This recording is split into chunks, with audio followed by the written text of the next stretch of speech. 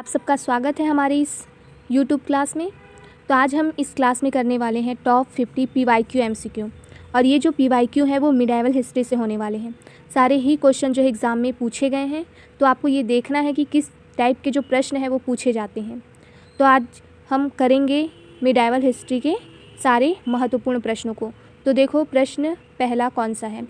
तो प्रश्न पहला है, दिल्ली सल्तनत का वास्तविक संस्थापक किसे माना जाता है।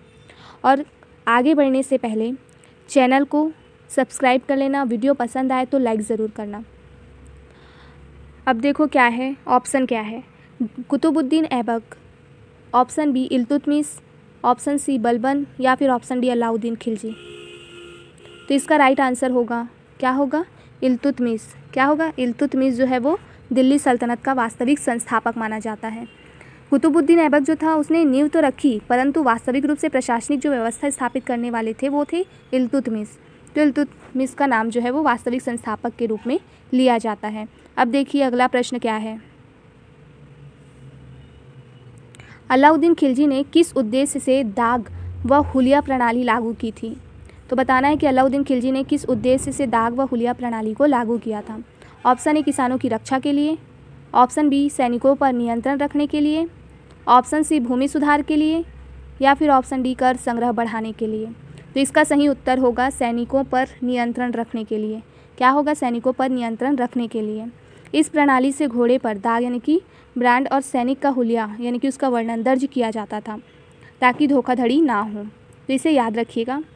और देखिए कितने अच्छे अच्छे जो प्रश्न हैं वो पूछे गए हैं मिडाइवल हिस्ट्री से, इसलिए मिडाइवल हिस्ट्री को छोड़ना नहीं होता है। मिडाइवल हिस्ट्री से भी प्रश्न पूछे जाते हैं तो उसे भी ध्यान से पढ़ना होता है। अगर आप केवल इसमें जो PYQ सीरीज़ है वो भी कर लेते हैं तो बहुत हेल्पफुल होने वाला है आपके लिए। देखो अगला क्वेश्चन है हमारा, दिल्ली सल्तनत का अंतिम शासक कौन था। बताना है दिल्ली सल्तनत का अंतिम शासक कौन था। ऑप्शन ए है Sikandar Lodi, option B Ibrahim Lodi, option C Bahlol Lodi या फिर ऑप्शन डी गयासुद्दीन तुगलक। तो इसका राइट आंसर होगा, क्या होगा बताइए, इब्राहिम लोदी। क्या होगा, इब्राहिम लोदी जो था वो दिल्ली सल्तनत का अंतिम शासक था। 1526 के जो पानीपत का युद्ध हुआ उसमें बाबर ने क्या किया था, इब्राहिम लोदी को हराकर सल्तनत का अंत किया। मतलब इब्राहिम लोदी के हारते ही क्या हुआ, मुग़ल साम्राज्य आया। तो बाबर ने इब्राहिम लोदी को हराकर क्या किया, सल्तनत का अंत किया। अब देखिए अगला क्वेश्चन क्या है, मुग़ल साम्राज्य का स्थापक कौन था। बताना है मुग़ल साम्राज्य का स्थापक कौन था। Option A Akbar, option B Babur, option C Humayun या फिर ऑप्शन डी शाहजहां। तो इसका सही उत्तर होगा, क्या होगा, बाबर। क्या होगा, बाबर। बाबर ने 1526 का जो प्रथम पानीपत का युद्ध हुआ उसमें इब्राहिम लोदी को हराकर मुग़ल साम्राज्य की स्थापना की थी। तो याद रखिएगा कि बाबर ने क्या की थी, मुग़ल साम्राज्य की स्थापना की थी। अब देखिए अगला प्रश्न क्या है, अगला क्वेश्चन है हमारा, अकबर ने किस वर्ष दीन ए इलाही की स्थापना की। बताना है दीन ए इलाही की जो स्थापना है वो किस वर्ष हुई है। Option A 1556, option B 1575, option C 1582 या फिर ऑप्शन डी 1605। तो इसका सही उत्तर होगा, क्या होगा बताइए आप लोग भी, क्या होगा इसका राइट आंसर। इसका राइट आंसर होगा ऑप्शन सी 1582 में अकबर ने विभिन्न धर्मों को मिलाकर एक नया पंथ बनाया जिसका उद्देश्य क्या था, धार्मिक सहिष्णुता था और उसे दीन ए इलाही कहा गया, याद रखना। अब देखिए अगला प्रश्न क्या है, ये सारे PYQ देखो किस टाइप के क्वेश्चन जो है वो पूछे जाते हैं। अगर इसका सोर्स देखोगे तो ये जो सारे क्वेश्चन है वो आपको NCERT में भी देखने को मिल जाएंगे। ताजमहल का निर्माण किसने कराया। बताइए ताजमहल का निर्माण किसने कराया। Option A Babur, option B Akbar, option C Shahjahan या फिर ऑप्शन डी औरंगजेब। तो इसका राइट आंसर क्या होगा बताइए। सही उत्तर होगा शाहजहां। बचपन से पढ़ते आते हैं कि ताजमहल का निर्माण किसने कराया, तो इसका राइट आंसर क्या होगा, शाहजहां ने कराया। तो ताजमहल जो है वो शाहजहां ने अपनी पत्नी किसके लिए, मुमताज़ महल की याद में, किसकी याद में बनवाया था, मुमताज़ महल की याद में। कब बनाया था, तो 1632 से 1653 ईस्वी के बीच में ये बना है, अर्थात इसमें काफ़ी समय भी लगा ताजमहल को बनाने के में। अब देखो अगला प्रश्न क्या है, मोहम्मद बिन तुगलक को मूर्ख विद्वान क्यों कहा जाता है। मोहम्मद बिन तुगलक को बहुत से नामों से जाना जाता है, अलग अलग तरह के। तो इसमें पूछा गया है कि मूर्ख विद्वान क्यों कहा जाता है इन्हें। तो ऑप्शन ए है कठोर शासन के कारण, ऑप्शन बी असफल नीतियों के कारण, ऑप्शन सी धार्मिक असहिष्णुता के कारण, या फिर ऑप्शन डी विदेशी आक्रमणों के कारण। तो इसका सही उत्तर होगा, क्या होगा, ऑप्शन बी असफल नीतियों के कारण। तो मोहम्मद बिन तुगलक ने मतलब वो जो भी नीति बनाते थे उसमें क्या होते थे, असफल हो जाते थे। जैसे कि राजधानी बदलना, टोकन मुद्रा जैसी नीतियाँ व्यवहारिक ना होने के कारण ये क्या सब हो गई, सब ये जो है वो असफल हो गई। तो याद रखना कि इन्होंने जो भी मतलब नीतियाँ बनाई उसमें वो सफल नहीं हो पा रहे थे। अब देखो अगला प्रश्न क्या है। इसीलिए इनको क्या बोला जाता है, मूर्ख विद्वान, और इनको एक रंगीला के नाम से भी जाना जाता है, ये भी याद रखना। अब देखो अगला प्रश्न क्या है। विजयनगर साम्राज्य की स्थापना किसने की थी। तो विजयनगर से भी काफ़ी ज़्यादा क्वेश्चन जो है वो पूछे जाते हैं। तो विजयनगर भी क्या होता है, जो साम्राज्य है वो इम्पॉर्टेंट होता है परीक्षा के लिए। तो देखो इसमें से भी क्वेश्चन आए हैं, इससे राजधानी से स्थापना किसने की थी ये पूछा जाता है, इसकी राजधानी क्या थी ये पूछा जाता है। तो बताइए किसने की थी विजयनगर साम्राज्य की स्थापना। ऑप्शन ए है हरिहर और बुक्का, ऑप्शन बी है कृष्णदेवराय, ऑप्शन सी है देवराय प्रथम, या फिर ऑप्शन डी नरसिंह। तो इसका सही उत्तर होगा, क्या होगा सही उत्तर, ऑप्शन ए हरिहर और बुक्का ने कब की थी, 1336 ईस्वी में हरिहर और बुक्का ने विजयनगर साम्राज्य की स्थापना की थी, याद रखिएगा। अब देखिए अगला प्रश्न। आईने अकबरी और अकबरनामा किसने लिखा है। बताइए आईने अकबरी और अकबरनामा जो है वो किसने लिखा है। ऑप्शन ए है हमारा अबुल फजल, ऑप्शन बी है बदायूनी, ऑप्शन सी है इब्न बतूता, या फिर ऑप्शन डी फरिश्ता। तो इसका राइट आंसर होगा, क्या होगा, अबुल फजल। किसने लिखी है, अबुल फजल ने आईने अकबरी और अकबरनामा लिखी है। और ये जो था वो अकबर का दरबारी इतिहासकार भी था, तो याद रखिएगा इसे। अब देखिए अगले प्रश्न पर चलते हैं हम। बताना है कि किस मुग़ल शासक ने जजिया कर को समाप्त किया था।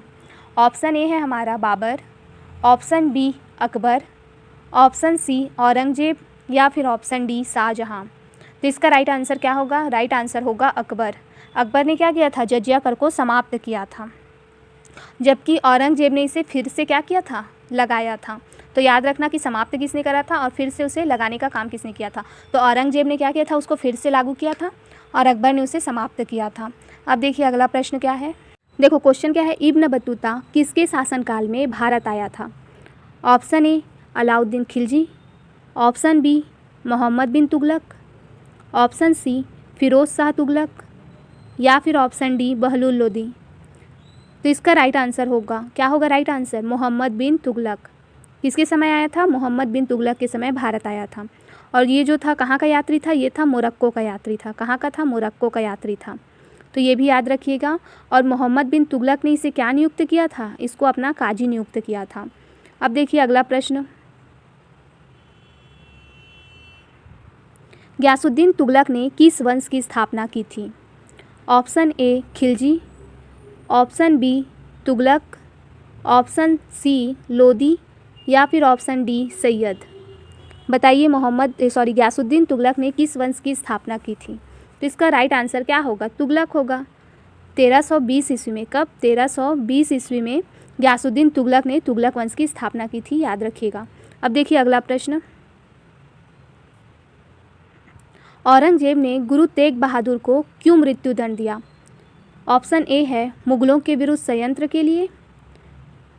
बताइए क्या है, मुगलों के विरुद्ध षड्यंत्र रचने के लिए, या फिर ऑप्शन बी सिख धर्म के प्रचार के लिए, ऑप्शन सी धार्मिक स्वतंत्रता के समर्थन के लिए, या फिर ऑप्शन डी विद्रोह में शामिल होने के लिए। क्या होगा इसका राइट आंसर, इसका राइट आंसर होगा धार्मिक स्वतंत्रता के समर्थन के लिए।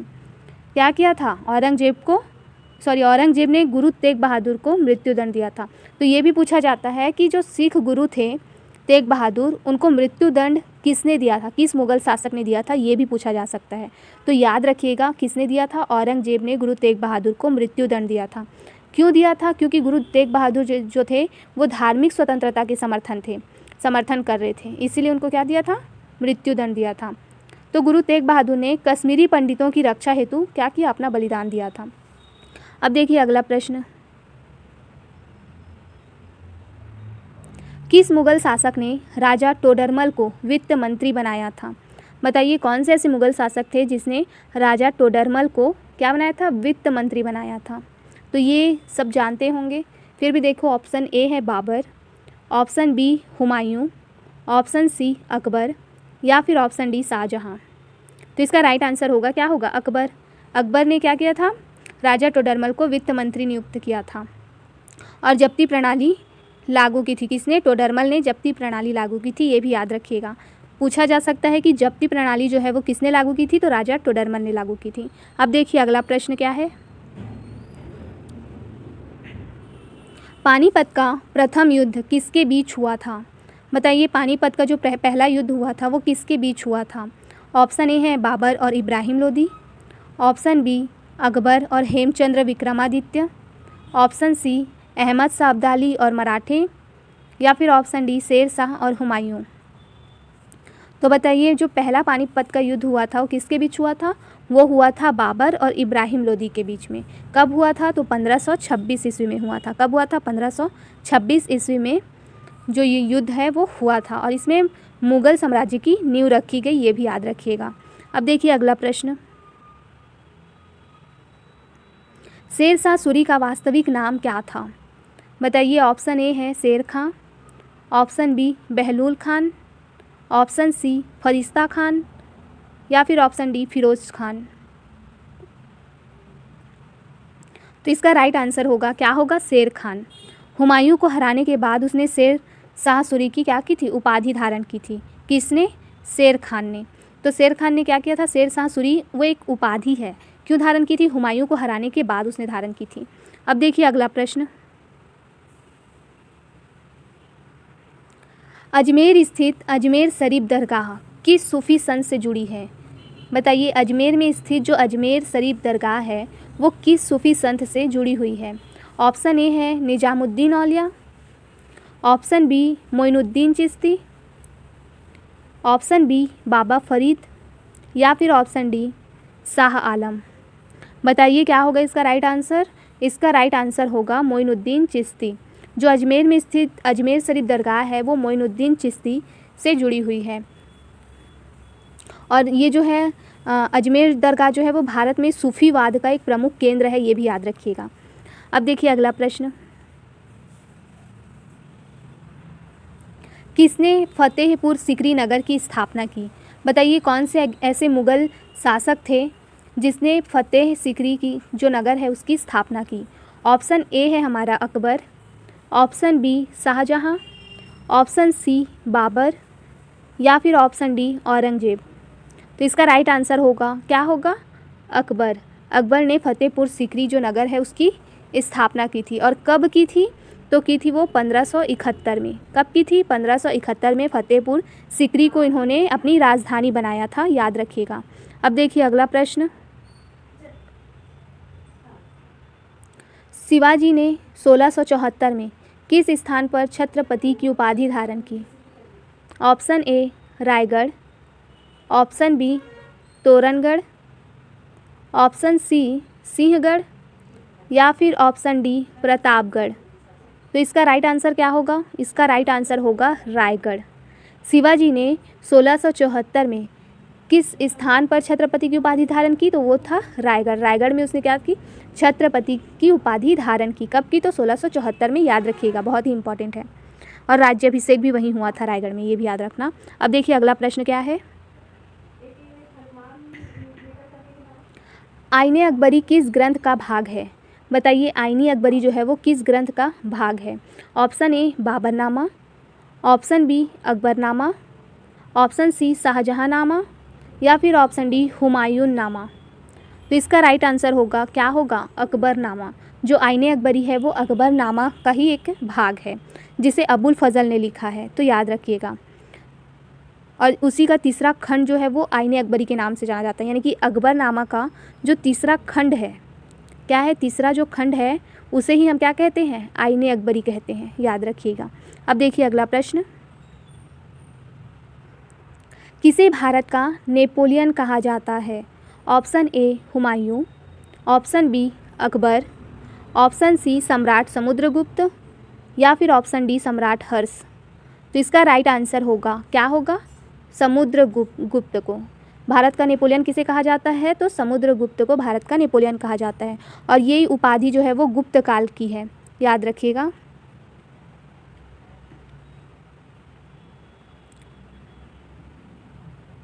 अब चलिए अगले प्रश्न पर। तुगलक वंश का अंतिम शासक कौन था? बताइए, तुगलक वंश का अंतिम शासक कौन था? ऑप्शन ए है नसीरुद्दीन मोहम्मद, ऑप्शन बी गयासुद्दीन तुगलक द्वितीय, ऑप्शन सी फिरोज शाह तुगलक या फिर ऑप्शन डी नसीरुद्दीन महमूद। तो इसका राइट आंसर होगा, क्या होगा? नसीरुद्दीन महमूद। क्या होगा? नसीरुद्दीन महमूद। ऑप्शन डी इसका राइट आंसर होगा। और इसके बाद सैयद वंश की स्थापना की गई, यानी कि तुगलक वंश का अंतिम शासक जो था वो नसीरुद्दीन महमूद था। और इस वंश का अंत जैसे ही हुआ, कौन सा वंश आ गया? सैयद वंश आ गया। कौन सा वंश आया? सैयद वंश आ गया, याद रखिएगा। अब देखिए अगला प्रश्न। अकबर ने किस युद्ध में हेमचंद विक्रमादित्य, जिसे हेमू कहा जाता है, उसको हराया था? ऑप्शन ए है पानीपत का प्रथम युद्ध, ऑप्शन बी पानीपत का द्वितीय युद्ध, ऑप्शन सी खानवा का युद्ध या फिर ऑप्शन डी चित्तौड़ का युद्ध। तो बताइए इसका सही उत्तर क्या होगा? इसका सही उत्तर होगा पानीपत का द्वितीय युद्ध, जो हुआ था 1556 में। कब हुआ था? 1556 में। और पहला कब हुआ था? 1526 में, याद रखिएगा। बैरम खां की नेतृत्व में अकबर ने क्या किया था? हेमू को हराया था। अब देखिए अगला प्रश्न। किस मुगल शासक को जिंदा पीर कहा जाता है? बताइए, बहुत ही अच्छा क्वेश्चन है कि किस मुगल शासक को जिंदा पीर कहा जाता है? ऑप्शन ए है Akbar, option B Aurangzeb, option C Shahjahan या फिर ऑप्शन डी अकबर। बताइए क्या होगा राइट आंसर? इसका राइट आंसर होगा औरंगजेब। औरंगजेब को जिंदा पीर कहा जाता है क्योंकि उसकी जो कट्टर धार्मिक नीति है, इसी के कारण इसे ये उपाधि दी गई है। क्यों दी गई है? इसकी कट्टर धार्मिक नीतियों के कारण उसे ये उपाधि दी गई है जिंदा पीर की। अब देखिए अगला प्रश्न। खालसा पंथ की स्थापना किसने की थी? बताइए खालसा पंथ जो था उसकी स्थापना किसने की थी? ऑप्शन ए है Guru Nanak, option B Guru Angad, option C गुरु गोविंद सिंह या फिर ऑप्शन डी गुरु अर्जुन देव। बताइए क्या होगा राइट आंसर? खालसा पंथ की जो स्थापना है वो किसने की? वो की गुरु गोविंद सिंह ने। किसने की? गुरु गोविंद सिंह ने। कब की? 1699 में। कब की? 1699 में खालसा पंथ की जो स्थापना है वो गुरु गोविंद सिंह ने की। और ये 1999 में आनंदपुर साहिब में खालसा पंथ की स्थापना हुई। कहाँ हुई? आनंदपुर साहिब में। ये भी याद रखिएगा। अब देखिए अगला प्रश्न क्या है। किस मुगल शासक ने तम्बाकू पर प्रतिबंध लगाया था? बताइए, बताइए किसने तम्बाकू पर प्रतिबंध लगाया था? ऑप्शन ए है Akbar, option B Jahangir, option C Shahjahan या फिर ऑप्शन डी औरंगजेब। तो इसका राइट आंसर होगा किसने? जहांगीर ने। तम्बाकू का उपयोग भारत में पुर्तगालियों से आया था। ये भी याद रखना, तम्बाकू का उपयोग कहाँ से हमने सीखा? पुर्तगालियों से। पुर्तगाली लाए थे तम्बाकू को यहाँ, उन्हीं से हमने इसका उपयोग सीखा। अब देखिए, और किसने प्रतिबंध लगाया था? याद रखिएगा, ये जहांगीर ने लगाया था। अब देखो अगला प्रश्न क्या है। विजयनगर साम्राज्य के सर्वाधिक प्रसिद्ध शासक कौन थे? बताइए, विजयनगर साम्राज्य में बहुत से ऐसे प्रसिद्ध शासक हुए हैं, लेकिन सबसे प्रसिद्ध कौन थे ये बताना है। ऑप्शन ए है हरिहर प्रथम, ऑप्शन बी है बुक्का, ऑप्शन सी है कृष्णदेवराय या फिर ऑप्शन डी देवराय। तो इसका राइट आंसर होगा, क्या होगा? कृष्णदेवराय जो थे वो सर्वाधिक प्रसिद्ध शासक थे।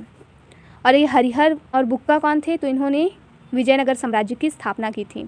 कब की थी? 1336 ईस्वी में, याद रखिएगा। तो तेलंग, जिसको तेलुगु कहा जाता है, तेलुगु साहित्य और संस्कृति का जो स्वर्ण युग है वो कृष्णदेवराय के समय में ही था। तो इसीलिए क्या है, ये बहुत ही प्रसिद्ध शासक हैं। अब देखिए अगला प्रश्न,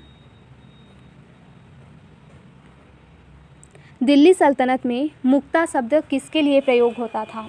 तो बताना है कि दिल्ली सल्तनत में जो ये मुक्ता शब्द है वो हम किसके लिए प्रयोग करते थे। ऑप्शन ए है कर अधिकारी, ऑप्शन बी है सैन्य अधिकारी, ऑप्शन सी है न्यायाधीश, या फिर ऑप्शन डी सूफी संत। बताइए किसके लिए प्रयोग किया जाता था मुक्ता? तो इसका राइट आंसर होगा, क्या होगा? कर अधिकारी। क्या होगा? कर अधिकारी के लिए कौन सा शब्द प्रयोग किया जाता था? मुक्ता शब्द प्रयोग किया जाता था। और ये किससे संबंधित है? प्रशासनिक व्यवस्था से संबंधित था, याद रखना। अब देखो अगला प्रश्न क्या है, हुमायूंनामा किसने लिखा है? बताइए जो हुमायूंनामा है वो लिखा किसने है? ऑप्शन ए है अबुल फजल, ऑप्शन बी है गुलबदन बेगम, ऑप्शन सी है बदायूनी, या फिर ऑप्शन डी निज़ामुद्दीन। बताइए हुमायूंनामा किसने लिखा? तो इसका राइट आंसर होगा, क्या होगा? गुलबदन बेगम। किसने लिखा? गुलबदन बेगम ने हुमायूंनामा लिखा। ये कौन थी? ये गुलबदन बेगम जो थी वो हुमायूं की बहन थी। क्या थी? बहन थी। अब देखिए अगला प्रश्न, किस सुल्तान ने सिजदा व पैबोस प्रथा को प्रारंभ किया? ये भी पूछा जाता है। बताइए सिजदा और पैबोस जो प्रथा है उसे प्रारंभ किस सुल्तान ने किया है?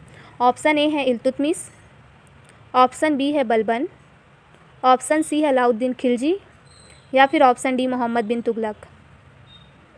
बताइए राइट आंसर क्या होगा? तो इसका सही उत्तर होगा, किसने की है? बलबन ने की है। सिजदा और पैबोस जो प्रथा है वो प्रारंभ किसने की है? बलबन ने की है। और क्यों की है? अपनी शाही गरिमा को बढ़ाने के लिए ये प्रथा प्रारंभ की थी। तो सिजदा का मतलब होता है सर झुकाना, और पैबोस का मतलब होता है कि मतलब सुल्तान के पैर को क्या करना? चूमना। अब चलो अगला प्रश्न देखते हैं,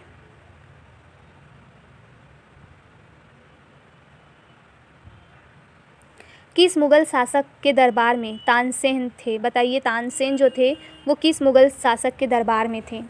ऑप्शन ए है Babur, option B Akbar, option C Jahangir, या फिर ऑप्शन डी शाहजहां।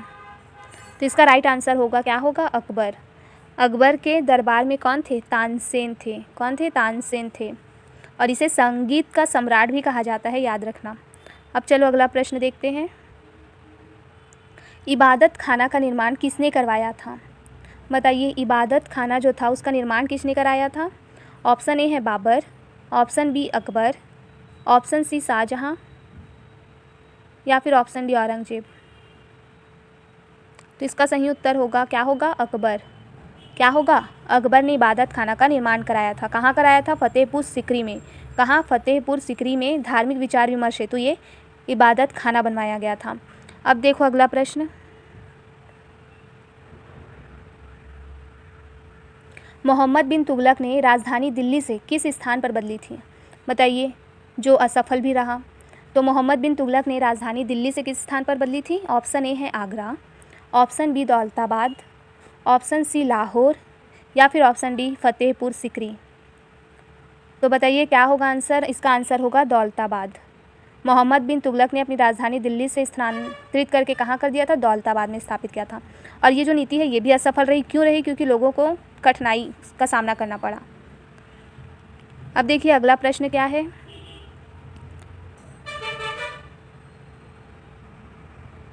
किस मुगल शासक ने इलाहाबाद संधि यानी कि ट्रीटी ऑफ इलाहाबाद पर हस्ताक्षर किए?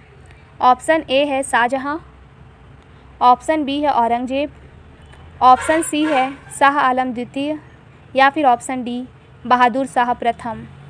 तो इसका राइट आंसर होगा, क्या होगा? शाह आलम द्वितीय। शाह आलम द्वितीय ने इलाहाबाद संधि पर हस्ताक्षर किए थे। कब किए थे? तो 1765 में। कब किए थे? 1765 में इस संधि पे हस्ताक्षर किए थे। किनके बीच हुई थी? तो ये संधि, जाहिर सी बात है संधि हो रही है तो अंग्रेज़ों के बीच ज़्यादा होती थी, है ना। तो अंग्रेज़ों और मुगलों के बीच में ये संधि हुई थी। अब देखिए अगला प्रश्न क्या है, तूतीनामा चित्र शैली किसके समय में विकसित हुई? बताना है तूतीनामा जो चित्र शैली है वो किसके समय में विकसित हुई? ऑप्शन ए है बाबर, ऑप्शन बी है हुमायूं, ऑप्शन सी अकबर, या फिर ऑप्शन डी शाहजहां। बताइए क्या होगा इसका राइट आंसर? तो इसका राइट आंसर होगा, क्या होगा, अकबर। मुगल चित्रकला का जो वास्तविक विकास हुआ वो किसके काल में हुआ, अकबर के काल में ही हुआ।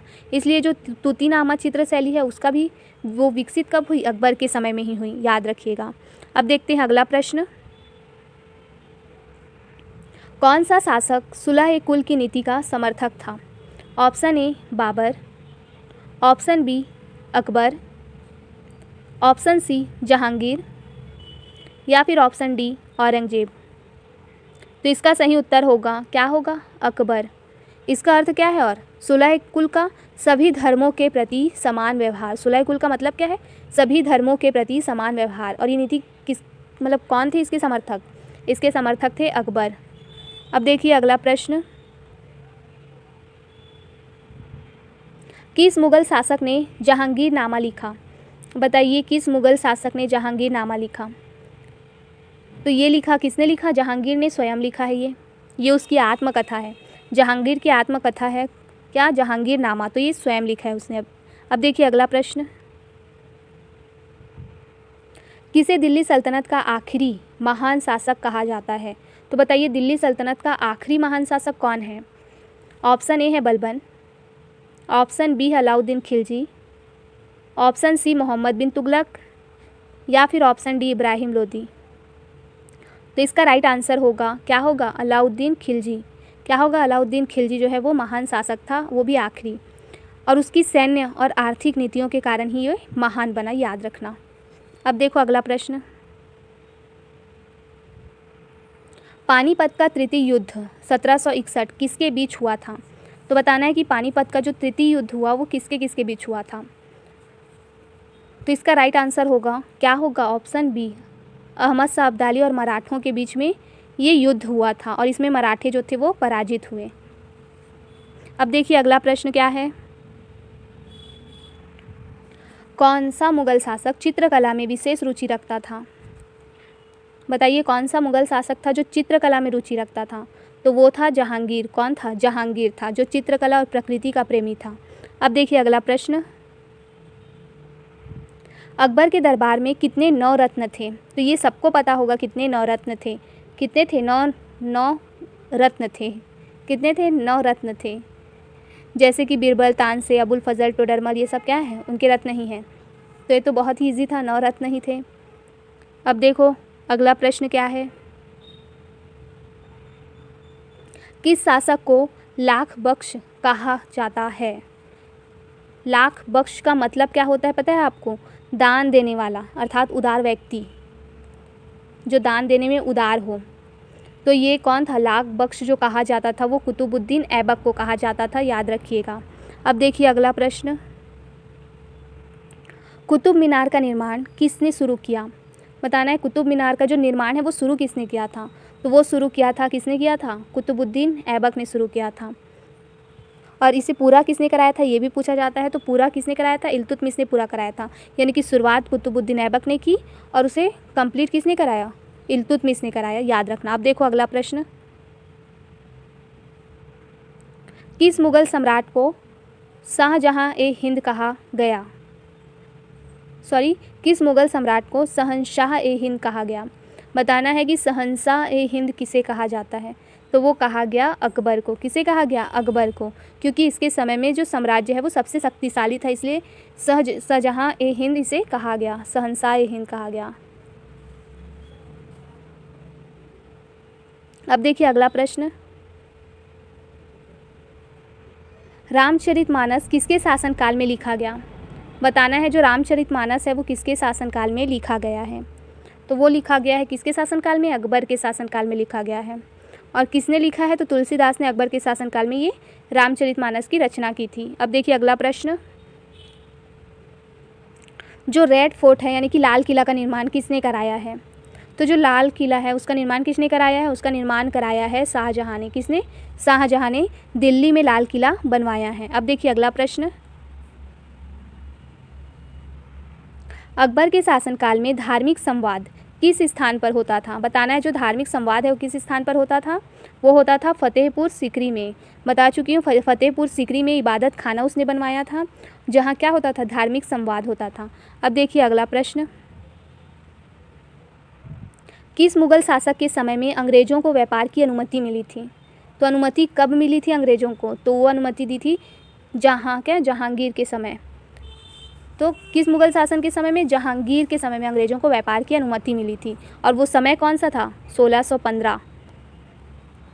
1615 में सर थॉमस रो को ये अनुमति दी गई थी कि वो व्यापार कर सकते हैं यहाँ। तो याद रखना 1615 सर थॉमस रो को अनुमति दी गई थी। अब देखो अगला प्रश्न क्या है, किसे पृथ्वीराज रासो का लेखक माना जाता है? बताना है पृथ्वीराज रासो का लेखक कौन है, किसे माना जाता है? तो इसका आंसर होगा चंद बरदाई। कौन होगा? चंद बरदाई को पृथ्वीराज रासो का लेखक माना जाता है। और ये किस पे आधारित है? पृथ्वीराज चौहान पर आधारित है ये, इसलिए इसका नाम भी है पृथ्वीराज रासो। जो किसने लिखे? इसके लेखक हैं चंद बरदाई। याद रखना। अब देखो अगला प्रश्न, और ये हमारा आखिरी प्रश्न होगा इस क्लास का। तो देखो क्वेश्चन है, अमीर खुसरो किस शासक के दरबार में, मतलब किस शासक के दरबार से जुड़े थे? तो बताना है अमीर खुसरो जो है वो किस शासक के दरबार से जुड़े थे। Option A Akbar, option B Iltutmish, option C Alauddin Khilji, या फिर ऑप्शन डी बाबर। तो इसका राइट आंसर होगा क्या होगा? अलाउद्दीन खिलजी। अमीर खुसरो जो था उसको तोता ए हिंद भी कहा जाता है, याद रखना। और ये किसके दरबार से जुड़े थे? अलाउद्दीन खिलजी के दरबार से जुड़े थे। तो यहीं पे हमारा जो ये सेशन था PYQ सीरीज़ जो था वो ख़त्म होता है। अब अगले वीडियो में और भी ऐसे इम्पॉर्टेंट जो क्वेश्चन है वो आपके सामने लाएंगे हम, इसलिए चैनल को सब्सक्राइब कर लेना। वीडियो पसंद आया हो तो लाइक ज़रूर करना।